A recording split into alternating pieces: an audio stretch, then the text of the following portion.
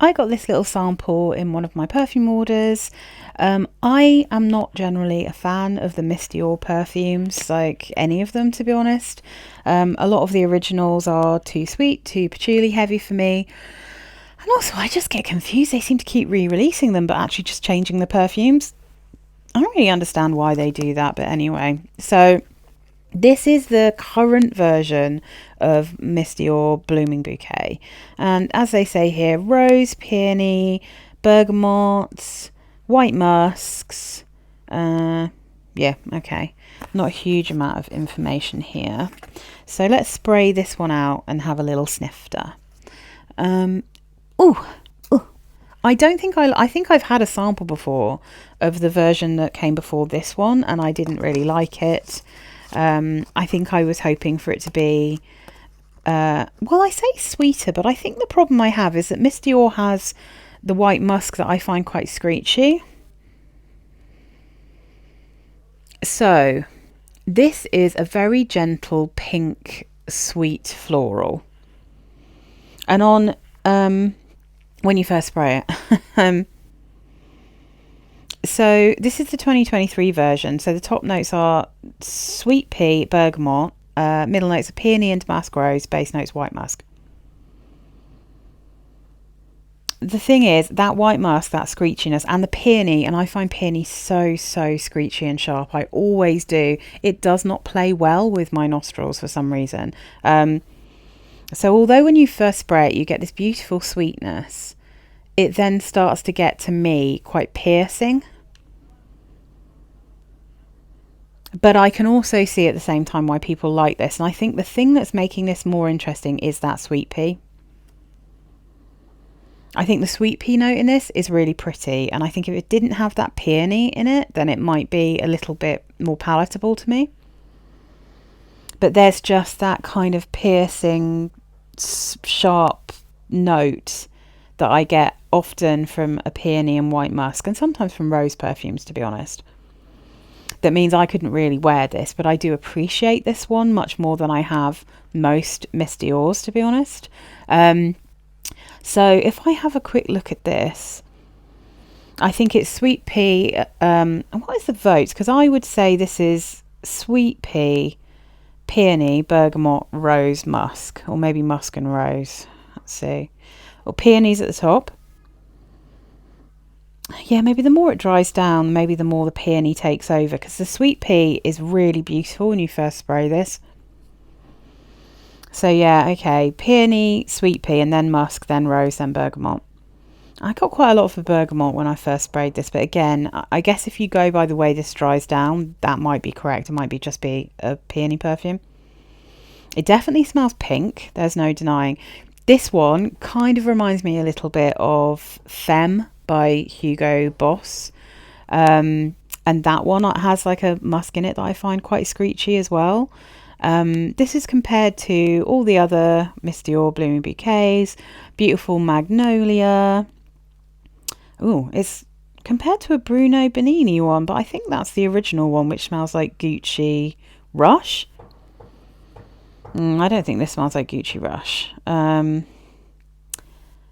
Oh, the new Aqua Colonia Peony and Sandalwood. I'd really like to smell that, but almost as many people disagree with that as agree with it.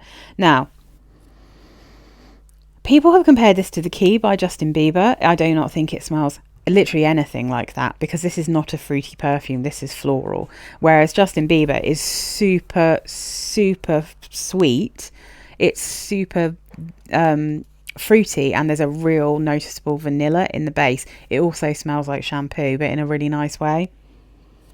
I would never compare this to The Key.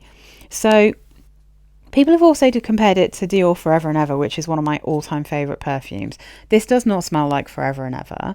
However, I can understand when you first spray this and you get the sweet pea, you have that same kind of vibe of a beautiful, gentle, kind of spring-like, blossomy smell. And that is what I get with Dior Forever and Ever. However, with Forever and Ever, it stays. That to me is my freesia, my beautiful freesia perfume. But there is also rose and jasmine in that. but it's absolutely ethereal. It's beautiful. It's kind of the smell of fairies, you know. This one starts as the smell of fairies and turns more into a floral shampoo to me. That's what that white musk in here does. I think it gets a bit piercing and sharp, but it starts with a beautiful sweet pea. So I can kind of get it, but I don't think it actually smells like that. It's compared to one of the Miracles by Lancome and Quatre. Okay, yeah, maybe it's more in the Quatre realm by Boucheron. So again, this is not wearable to me because it just has that kind of peony, sharp peony and screechy white musk combo, which I can't get along with. But yeah, I think it's a bit of a shame. It's a little bit of a shame that that sweet pea isn't in the mid so that it stays around, because I think that's the nicest element of this particular perfume. I'm just going to have a look at the last version to see if I can work out why I wasn't keen on that one either. I think it's probably because it was still a peony perfume, because someone recommended it to me. Oh yeah, it's still peony, but that one's got apricot and peach in it, so it's probably more fruity. Yeah, this one's not very fruity at all.